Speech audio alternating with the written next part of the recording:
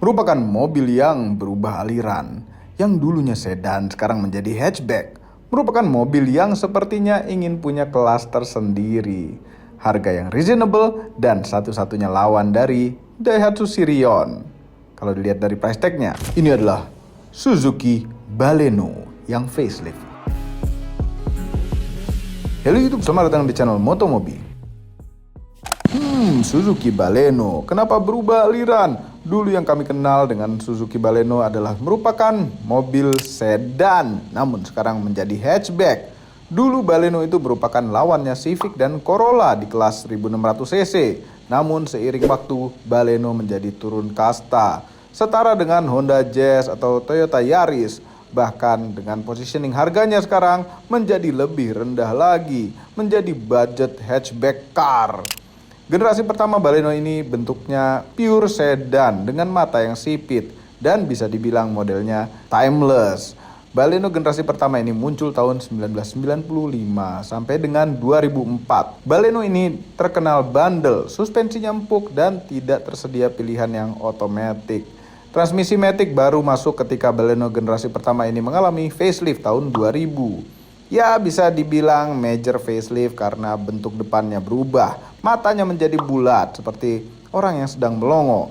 Dan juga mesinnya turun 100 cc menjadi 1500 cc. Kemudian generasi kedua Suzuki Baleno yang muncul tahun 2003. Dikenal dengan Baleno Next G. Bentuknya seperti Suzuki Aerio yang dibuat menjadi sedan dan kurang proporsional untuk dimensinya. Seperti Aerio yang dipaksakan menjadi sedan. Ya kami masih milih Suzuki Aerio untuk bentuknya.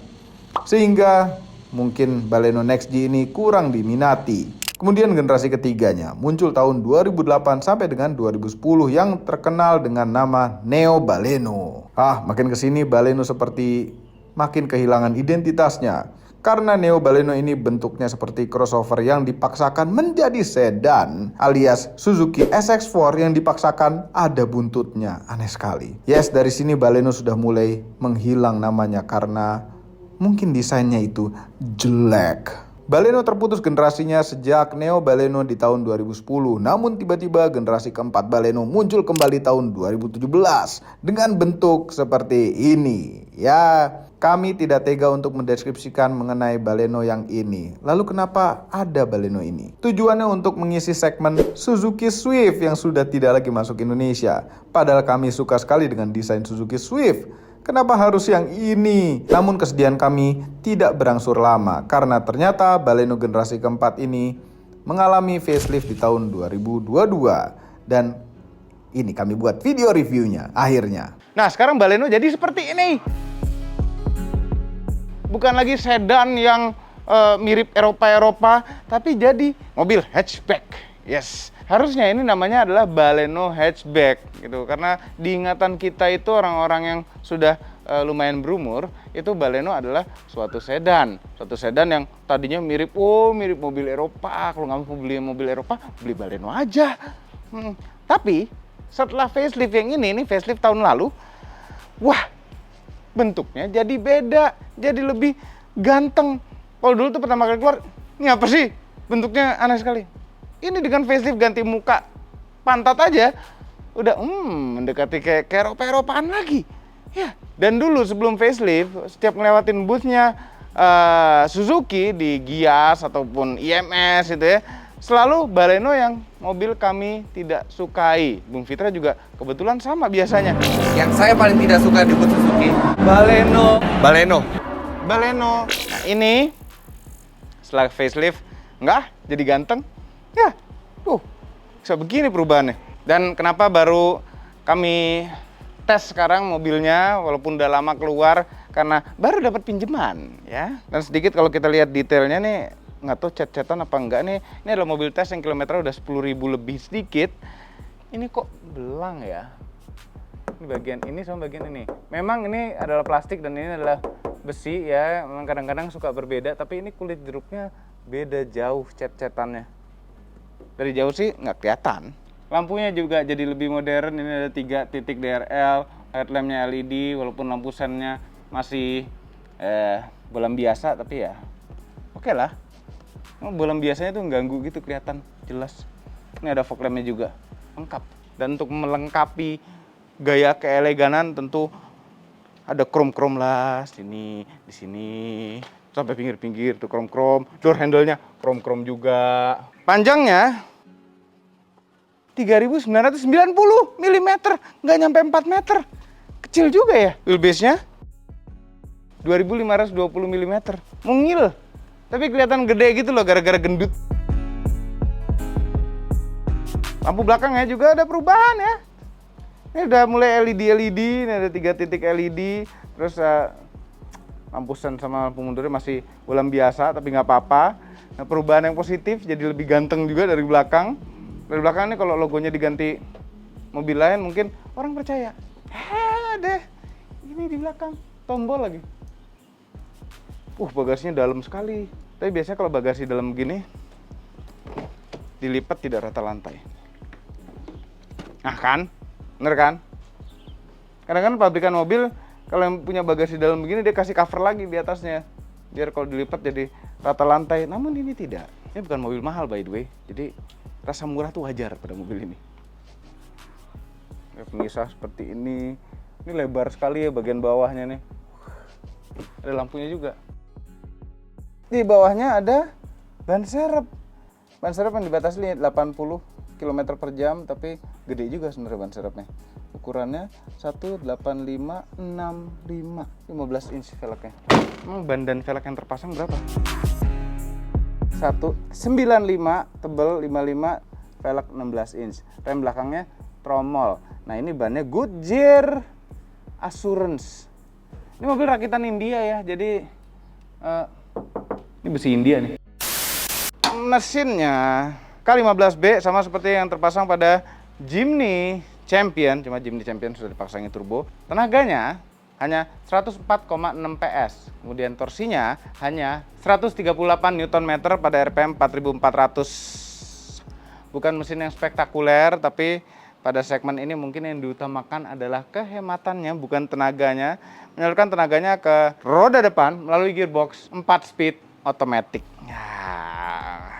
Standar sekali ya. Dan kalau kita lihat di mesinnya, ini kenapa lakbanan begini nih? Ada lakbanan, ada cable tie, pernah dibongkar kali ya. Terus kalau ngelihat ruang mesinnya itu kayak dipasang V6 kayak muat-muat gitu. Ini 1500 cc begini kayak kekecilan gitu mesinnya, masih bisa lebih besar lagi. Atau pasangin turbo gede gitu, masih bisa. Jangan deh K15B kalau pasangin turbo susah tuningnya. Sebenarnya sekarang udah keluar yang K15C-nya yang smart hybrid itu. Cuma ini belum sampai di Baleno. Nggak tahu deh Baleno akan keluar K15C-nya lagi nggak yang smart hybrid itu. Belakangnya, nah dari dulu kami suka Baleno hatchback ini. Baleno doang. Legroomnya tuh lega sekali di belakang. Jadi belakangnya tuh sangat manusiawi sekali. Joknya empuk, walaupun terasa murah. Jadi lega, kaki masih bisa masuk. Headroomnya juga lebih tipis sih, cuma cukup lah. Ada headrest tengah, ada seatbelt 3 titik di tengah, dan ada AC belakangnya. Ini AC belakangnya lucu. Dia untuk posisi kanan kirinya itu terpisah, tapi untuk naik turunnya jadi satu. Di bawah ada satu colokan USB biasa dan satu colokan USB-C. Ini ada tempat naruh-naruh lagi. Kantong di belakang jok itu sebelah kanan nggak ada, sebelah kiri ada. Heran kenapa ya, emang hemat tapi gimana. Ini belakang posisi nyetir kami ya, tinggi kami 174. Ini ada tempat naruh, ini tempat naruh, tempat botol. Udah sih segitu aja belakangnya, tapi yang kami mes ya leganya ini. Lega, ada jendela kecil sih, lumayan untuk menerangi. Ini material joknya tuh kayak nggak mahal gitu loh, tapi lumayan. Di door trimnya ini ada bagian kulit-kulitan, piano black, terus plastik-plastik keras seperti biasa. Oh, seat bar yang model balik sendiri, lampu kabin yang masih bolam biasa. Ada nuansa biru-birunya di door trimnya, ada nuansa biru-biru tuanya. Terus di pinggir-pinggir sini, di sebelah kanan doang, sih kirinya enggak. Ada nuansa biru-birunya. Masih ada kulit-kulitan juga. Kuncinya seperti ini, kecil mungil. Ya seperti kunci keyless Suzuki zaman now. Mungil-mungil gini, hati-hati hilang. Kita nyalain dulu karena panas sekali. Mau syuting pagi udah kesiangan. Dashboardnya berdesain memang ya, ada lekuk-lekukan banyak, tapi cenderung biasa-biasa aja, tapi lumayan lah. Ini ada 3 warna berbeda tadi yang biru-biru. Ini biru juga ya by the way. Jadi hitam kusam gini kali. Biru, abu-abu, hitam. Ada 3 warna. Dan ini head unitnya bagian paling jelek di sini ya. Head unitnya itu frame-nya ini piano black bukan? Apa bukan? Ini kalau malam sih nggak kelihatan ya, cuma kalau siang terang begini, ini siapa yang ngecat? Jelek sekali. Ini frame head unit terjelek yang pernah kami lihat seumur hidup di suatu mobil standar. Ini mestinya dicat ulang kayak apa kalau kita punya mobil ini? Atau ganti head unit yang layarnya gede banget itu. Head unit Android layar gede banget jadi nutupin giniannya nih. Ini jelek sekali.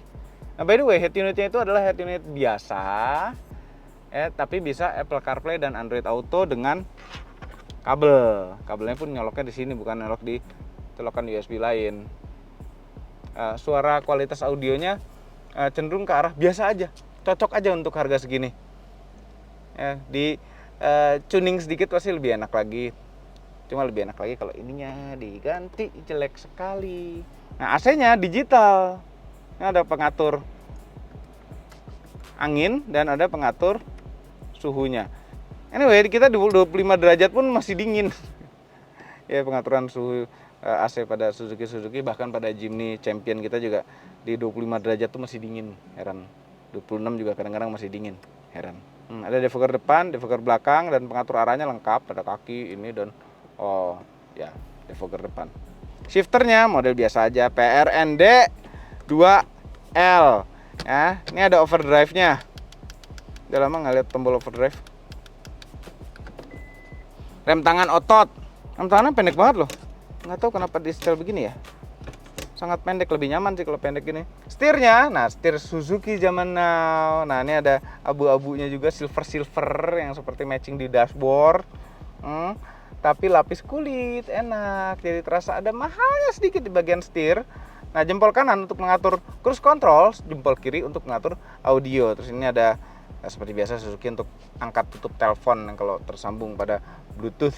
Combination switch sebelah kanan, pengaturan lampu, ada fog lamp depan juga diatur dari sini. Ada auto headlampnya juga sebelah kiri untuk wiper, nggak ada auto wiper per depan dan wiper belakang diatur dari sini. Instrument cluster ya biasa aja dengan 2 dial besar. Tengahnya ada MID khas Suzuki zaman now nih, seperti di Grand Vitara juga MID tengahnya seperti ini, tapi karena ini bukan yang smart hybrid, tidak ada fungsi kehybridan. Untuk mengubah halaman pada MID, pencet bullpen yang ini kayak bullpen selalu tiap mobil tuh kalau pengaturan pada instrumen cluster tuh sering kayak bullpen begini, kayaknya pengen dicabut terus tanda tangan gitu loh. Ada yang nggak penting, ini kehematan, urusan kehematan ya, ini penting. Range-nya tinggal, ini walaupun kami dapat 10,9 km per liter di dalam kota tadi, range-nya itu sisa 88 km, padahal tangkinya masih hampir setengah. Heran deh, mungkin karena tangkinya kecil, cuma 37 liter. Pencet lagi ada sejarah, kehematan, driving time, jam, G-meter, waduh, torsi dan power, grafik ngegas dan ngerem. Ini sesuatu yang tidak penting, tapi kenapa diadain di sini? Ada head up display modelnya pakai kaca begini yang bisa diatur ketinggiannya, bisa diatur keterangannya, yang kami belum berhasil ngatur keterangan. Bisa deh, akhirnya bisa diatur keterangannya. Terang banget soalnya. Nah di head up display ini ada beberapa hal yang bisa tertampilkan. Dari kehematan juga, posisi kehematan, ada RPM, ada kecepatan dan jam saja, dan posisi shifter, udah itu aja. Cuma di setiap halamannya selalu menampilkan kecepatan, jadi bagus. Nah, kalau kita nggak suka head up display seperti ini, wah ini ganggu pandangan. Padahal nggak sih, itu kan kaca juga ya.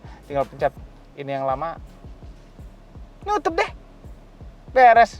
Power window hanya auto di driver side aja, tapi auto up and down.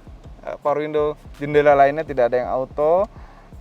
Electric mirror pengaturan sini juga standar semuanya. Plastik keras juga semuanya standar, plastik keras dari India. Kepraktisan, kantong pintu lumayan lega, ada tempat botolnya. Terus ini buat naruh-naruh juga bisa, yang megang untuk nutup pintu. Ada 2 buah cup holder, tempat naruh lagi depan sini. Pasti kalau misalnya ada opsi untuk wireless charging, pasti naruhnya di sini. Terus ada colokan USB biasa dan ada 12 volt power outlet. Ini ada konsol yang lumayan kecil, tapi lapis kulitnya, dan masih bisa dipakai buat armrest sedikit, lumayan. Lacinya tidak berkunci, lumayan lega lacinya. Posisi nyetirnya itu jok bisa dinaik turunin mechanical, tapi ya ngedongaknya nggak bisa diatur. Cuma kedongaannya agak lumayan sudah pas. Semuanya mechanical. Tapi posisi nyetirnya kami suka karena dia sudah teleskopik, ya, tilt dan teleskopik penting sekali ya kan. Walaupun teleskopiknya agak kurang dekat sedikit lagi, kalau sedikit lagi pasti enak banget. Cuma ya udah oke lah. Mengingat ini adalah Suzuki dan di bawah 300 juta. Dan dengan di bawah 300 juta dapat spion tengah auto day night. Keren gak tuh? Agak nggak matching sama ini bolam biasa. Cermin-cermin lengkap. Ada lampunya pula. Dengan bolam biasa juga. Saatnya kita tes jalan. Nah, ini mobil daily yang cocok. Memang kecil, pas. Nah, posisi duduknya tuh enak juga. Joknya tuh besar, jok depannya, jadi menopang paha kita dengan baik. Cuma visibilitas, memang jendela samping-samping tuh besar gitu ya. Cuma kalau kita ngelihat ke depan, windshieldnya tuh kelihatan agak menyempit. Cuma ya nggak apa-apa. Justru menghindari panas. Semakin besar windshield, semakin besar kemungkinan panas bisa masuk ke mobil karena dari matahari depan. Tapi untuk hari-hari ini, lucu juga. Dan enaknya karena ini bukan yang smart hybrid ya. Begitu kita berhenti lampu merah seperti ini nih, mesinnya nggak mati sendiri. Kadang suka kesel kalau mesinnya mati sendiri. Walaupun yang smart hybrid bisa dimatiin ya sistem itunya ya. Cuma kalau dimatiin tuh jadi sayang, kayak buang-buang smart hybridnya. Nah, ini ya udahlah, nyala aja. AC tetap dingin maksimal seperti biasa aja. Ini joknya walaupun kelihatan ada sedikit membaket kanan kirinya, tapi ini empuk sekali ya. Jadi nggak ngaruh. Ini pinggirnya cuma kayak bong-bongan aja gitu loh. Tapi lumayan lah, duduknya jadi lebih nyaman. Cuma nggak ada fungsi untuk memegang badan kita sama sekali biar nggak ke kanan kiri. Sedikit aja ada klotek-klotek sih. Nah, klotek-klotek. Dan ini mobil didesain untuk pasar India. Nah, pasar India itu lebih rusuh daripada traffic Jakarta ini. Jakarta ini kalau Anda anggap sudah rusuh gitu ya, motornya, mobil-mobil, bis dan lain-lain, lihat India deh, lebih parah. Jadi mobil ini didesain untuk lalu lintas yang lebih parah. Nggak tahu pengaruhnya di mana, tapi ya faktanya begitu.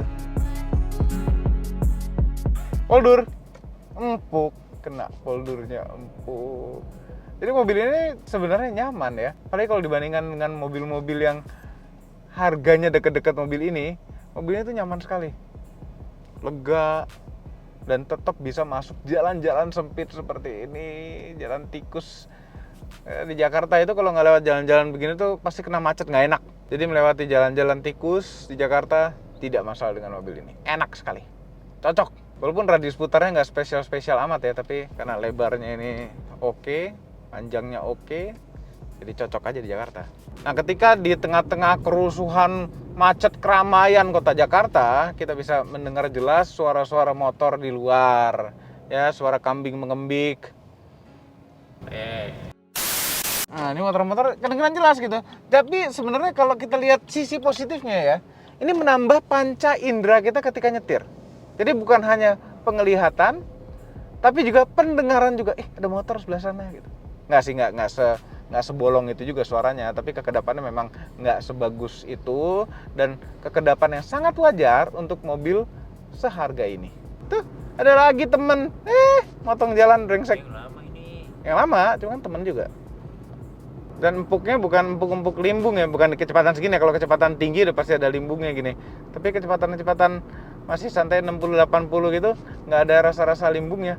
Nah, keempukannya masalahnya jadi mengacaukan yang namanya kestabilan. Jadi mobil ini sama sekali tidak ada rasa stabilnya. Nah, setirnya juga gini. Setir Suzuki itu biasanya agak-agak kacau gitu rasanya. Ini agak mendingan rasanya tuh, masih ada beratnya, oke. Feedbacknya masih ada sedikit gitu ya. Terus directness-nya juga masih ada lumayan gitu. Nah, cuma suspensi karena empuknya jadi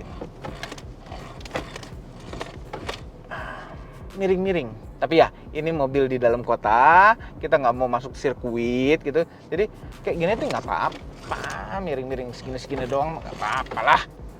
Dan masih oke, nggak parah-parah amat juga. Coba espresso digituin, bobo. Nggak sih, nggak segitunya juga. Cuma miringnya tuh akan pasti terasa naik espresso. Naik ini masih oke. Nggak auto. Oh iya, kuncinya nggak auto lock. Dikunci manual begini. Ini sayang head unitnya bukan head unit yang integrated sama mobilnya, jadi segala pengaturan tuh ada di tengah situ, di MID. Jadi ngaturnya agak ribet. Kita masuk tol.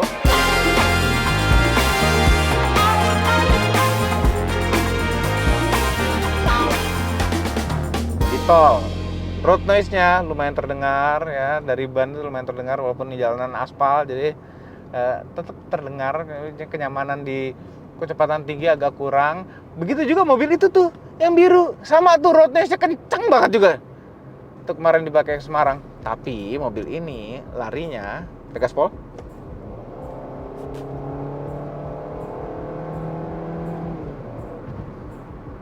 Giginya pilihannya cuma 4. Tenaganya ya segitu-segitu aja. Di Jimny lambat. Di R3 lambat. Yang belum smart hybrid ya. Yang smart hybrid mungkin ada tambahan sedikit dari motor listriknya. Oh iya, ada cruise control. Kita bisa aktifkan cruise control. Santai jadinya. Bukan adaptive cruise control yang ngelihat mobil depan jaraknya seberapa terus kita bisa ngerem sendiri ya, enggak. Ini cruise control biasa aja, tapi lumayan sangat membantu. Ya kalau misalnya speed limitnya taat, kita bisa pure pakai cruise control. Kemarin lewat Cipali, tau-tau semua orang ngerem. Ternyata taat speed limit di bagian Cipali doang. Ngelainnya enggak. Heran. Ini mobil kan harusnya ada kamera mundurnya ya. Ini kalau kita masukin gigi mundur, tulisan di head unitnya no signal. Entah kabelnya putus, entah emang tidak terpasang, kameranya hilang. Heran. Nah ini posisi idle, kita diem di tol gini, lari 75. Iseng aja kita reset average fuel economy-nya. Pasti hemat sekali dengan cruise control ya. Cruise control itu pasti lebih boros daripada kaki. Karena kaki bisa memperkirakan turunan dan tanjakan. Kalau cruise control enggak, dia gas aja nempel terus. Adaptif malah lebih boros lagi daripada cruise control biasa seperti ini. Di speedometer 75 km per jam, di GPS 70, lebih dikit. Tuh kan, bisa sampai 31 km per liter. Wah. Tapi kalau idle begini terus ya, tapi nggak mungkin idle begini terus, kan ada pintu tol, ada ngerem, mobil depan pelan, pindah lajur dan lain-lain, itu kan turun jadi 29 lagi. Ini nanjak, saya turun lagi. Tapi ini mesin kok irit sekali ya. Jangan coba-coba pasang turbo seperti di Jimny Champion kami. Ini untuk ngetes kehematan ini harus rute yang lebih panjang lagi nih. Kita kurang akurat melakukan ini. Ini kalau kita lihat dari jauh, mobil ini yang bikin sebel itu kelihatan cungkring itu loh. Walaupun velgnya udah 16 inch tapi kelihatan cungkring. Bannya tuh kayak kekecilan gitu. Kayak digaya-gayain Alto tuh bagus mobil ini.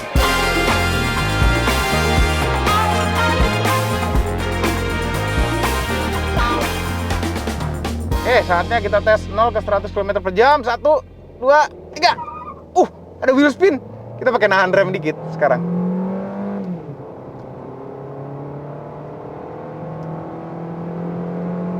Nggak pelan-pelan amat sih kayaknya.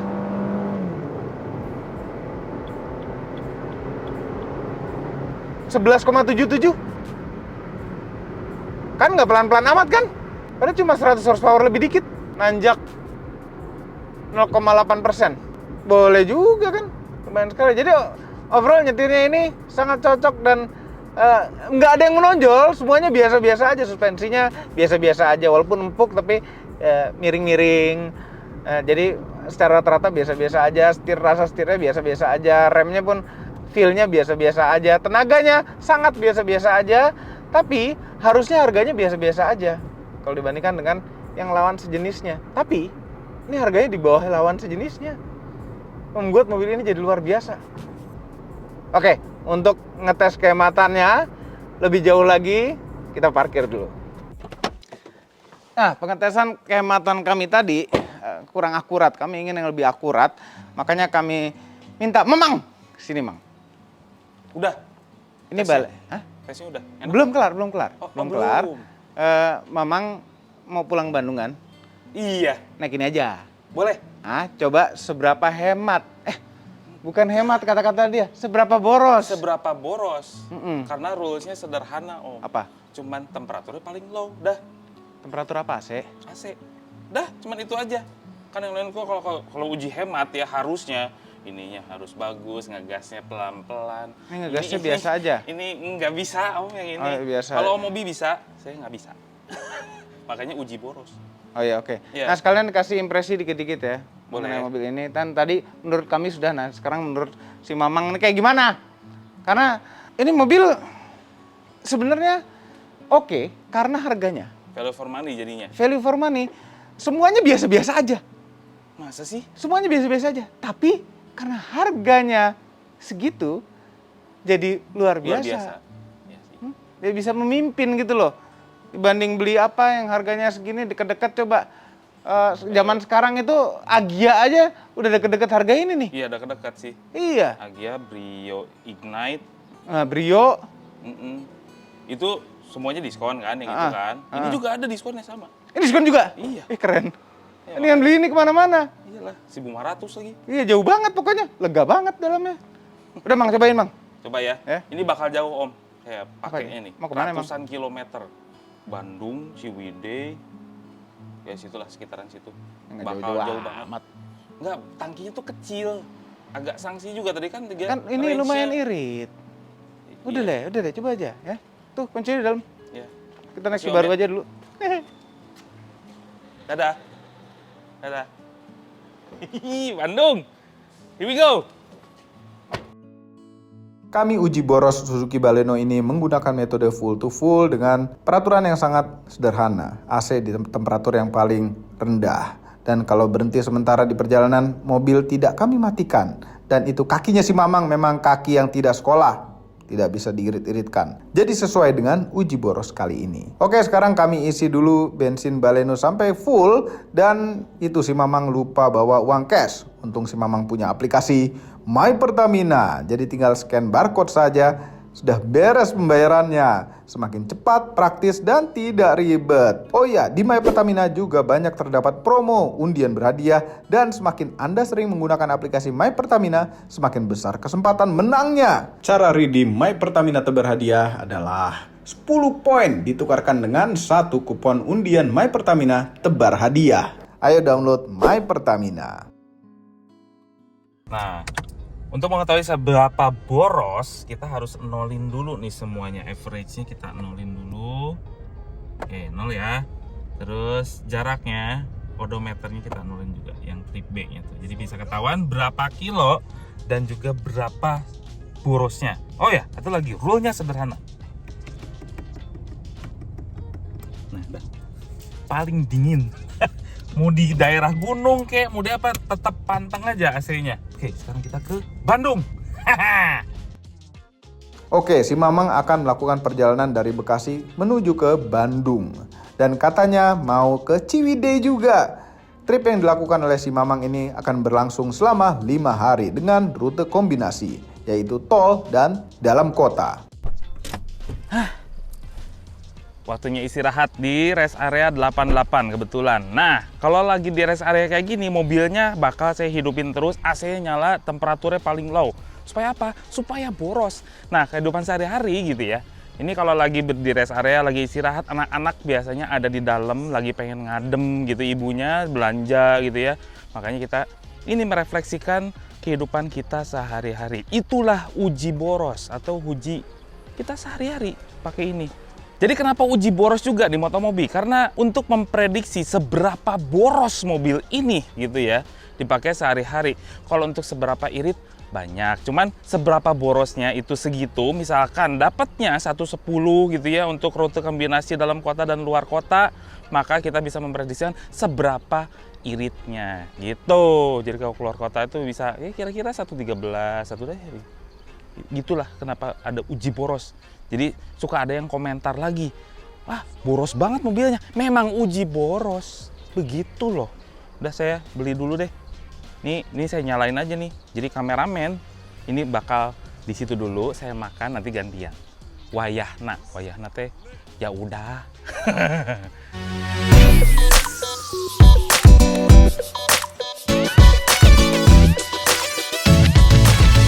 kita sudah menempuh 369,4 tanpa diirit-iritin. Kakinya nggak begitu sekolah, kadang-kadang sekolah dikit. Ya pokoknya sehari-hari, kehidupan sehari-hari, dan kita mencoba uji boros Baleno ini. Tapi sebelumnya kami pengen ngasih tahu dulu gimana rasanya Baleno ini. Kalau Om Mobi begitu pendapatnya, kalau Mamang pendapatnya kalau dipakai keluar kota tergolong nyaman handlingnya. Cuman memang suspensinya tidak seempuk itu. Yes, ini agak-agak kaku. Tapi kompensasinya adalah handlingnya bagus. Jadi ini kalau kita belok-belokin gitu ya, gini-gini nih, tuh langsung direct sekali setirnya. Keren untuk sebuah Suzuki. Ya mungkin ini suatu adaptasi nantinya kalau kita udah pakai lama si Baleno ini, jadi terbiasa dengan kerasnya. Memang lebih keras daripada R3 lah, pokoknya yang sesama Suzuki ini lebih keras daripada R3. Ya memang kodratnya ini adalah sebuah hatchback, handlingnya harus lebih baik daripada MPV. Terus kalau dipikir-pikir, ini nyetirnya mirip-mirip seperti Suzuki Swift ya. Jadi kacanya tuh kayak kecil, dashboardnya agak-agak ke atas, tapi posisi kita juga di atas. Jadi kaki kita tuh nggak selonjoran, jadi kayak duduk biasa di sofa gini gitu. Nah kita pengennya ini mobil sampai ke Ciwidey juga. Ini udah 370 km. Apakah nyampe ke Ciwidey? Respon remnya suka. Transmisinya juga halus, juga suka. Gesit juga iya. Mesinnya memang gak begitu memuaskan banget lah untuk para speed lover. Memang torsinya gede, cuman kalau untuk tarik-tarikan gitu ya, top speedan itu agak sedikit kurang kalau di Baleno. Ini audionya nih, audionya tergolong bagus, ada tweeternya juga, jadi lumayan balance. Cuman memang bassnya tuh nggak begitu bulat ya. Kalau misalnya beli Baleno itu kayaknya harus dicuning lagi supaya lebih enak lah. Pakai bass kolong kayak gitu yang minimalis aja, nggak usah berlebihan. Kecuali kalau emang suka modif-modif audio, ya udah. Tapi ini mah sedikit lagi, ini udah enak kok, bassnya udah enak, cuman kurang bulat sedikit. Ini dari tadi kita setting di low terus ya. Mau keadaan mendung kayak gimana pun kita low aja terus. Ya jadi yang naik mobil ini dari hari pertama, rata-rata yang naik mobil ini total beratnya adalah 210-220 kiloan. Terus-terusan dipakai dari hari pertama. Dari Bekasi ke sini ke Bandung dipakai setiap hari. Dan average fuel ekonominya sekarang 12,4 km per liter di MID. Nggak tahu nih kita kalau full to full nggak tahu berapa. Nyampe nggak Ciwidey? Yes, itu si Mamang kegirangan karena di hari ketiga selama dipakai trip, bensinnya tidak menunjukkan tanda-tanda harus diisi kembali. Suzuki Baleno ini mempunyai performa yang tidak berlebihan, handling yang ya tidak setajam yang lain. Namun tidak bisa dibilang buruk juga, ya biasa-biasa saja. Suspensinya juga masih bisa ditoleransi dan fiturnya kelengkapannya sesuai dengan harganya saja. Tapi dari semua itu mobil ini punya satu masalah besar, yaitu tangkinya kecil. Sayang, mobilnya irit tapi tangkinya terlalu kecil, hanya 37 liter. Jadi di hari keempat 380-an kilo itu udah kuning. Jadi nggak bisa lanjut ke Ciwidey. Ya udah, mau nggak mau dari full tank, dari sampai bluber gitu di tangki, kemarin di mulut tangki itu kan sampai ke kuning kayak gini, kita ngisinya berapa liter? Ya kalau dilihat dari sekilas gini 380 kilo, tangkinya cuma 37 kilo, berarti ya sekitar 110-an. Cuman nggak tahu hasilnya berapa. Sekarang kita langsung isi bensin full tank lagi pakai aplikasi My Pertamina. Oke, si Mamang harus mengisi bensin full tank di hari keempat dan ini dia saatnya yang ditunggu-tunggu. Seberapa boroskah Suzuki Baleno terbaru ini? Itu si Mamang jadi ketagihan pakai aplikasi My Pertamina karena tidak ribet harus bayar cash dan nunggu-nunggu lagi. Karena dengan aplikasi My Pertamina tinggal scan barcode saja, pembayaran langsung beres, tidak ribet sama sekali dan sangat cepat. Dah, kita udah isi bensin pakai My Pertamina pasti ya. Dan ini jarak yang ditempuh sekarang sampai habis ngisi bensin 383,1 km per liter, MID-nya 12,2 km per liter. Yang artinya Keborosannya Suzuki 383,1 itu dibagi liternya. Jadi tegang saya ini. Sebanyak 32 liter. Tangkinya 37, berarti tadi reservoirnya sekitar 5 literan lah ya. Kalau udah ada E kuning itu 5 literan, yang artinya keborosan Suzuki Baleno paling boros. Jadi resume. Jadi kemarin tuh kita tol-tolan terus tuh di awal-awal, hari 1, hari kedua itu tol-tolan terus tuh, yang artinya pasti bahan bakarnya hemat. Hari ketiga, hari keempat Bandung macet parah karena sebetulnya syutingnya ini dilakukan pas Idul Adha. Macet sekali Bandung. Hasilnya adalah 11,78. Jadi per liternya paling boros Suzuki Baleno adalah 11,87 km tempuhnya gitu ya. 1 liter bisa menembus 11,87. Angkanya saya bilang wajar, nggak bisa dibilang irit banget, enggak, cuman wajar. Menurut performanya juga pas. Jadi ya sesuai lah dengan performanya yang agak-agak lemot mobilnya, cuman ya masih tergolong irit, tapi dibilang irit banget juga enggak. Kembali lagi ke Omobi. Menurut kami seboros-borosnya Suzuki Baleno ini masih terbilang irit untuk pemakaian dan gaya nyetirnya si Mamang. Dan yang kami mention tadi, Baleno itu punya masalah karena tangkinya sangat kecil. Anda akan lebih sering ke SPBU untuk mengisi bahan bakar. Ya, walaupun sekali ngisi BBM full tank itu bisa menempuh 400 km, tapi alangkah baiknya kalau kapasitas BBM-nya bisa lebih besar lagi, bisa punya range yang lebih jauh, dan tidak sering mampir ke SPBU.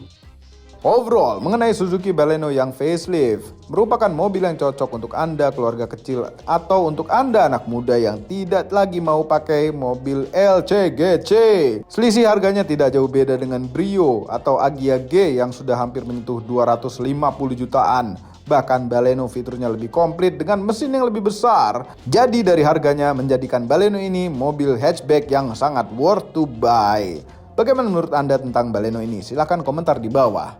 Semua ini adalah opini pribadi saya dan Mang Mamang itu. Kami tidak dibayar oleh siapapun dan apapun yang terlihat pada video ini. Jangan lupa tekan tombol jempol ke atas dan subscribe channel Motomobi, Omobi, dan Mesmobi apabila belum berikut dengan tombol loncengnya. Share video ini ke seluruh dunia melalui sosial media Anda dan jangan lupa follow sosial media kami semua yaitu Instagram. Cek motomobinews.id untuk berita-berita otomotif terbaru. Terima kasih telah menonton.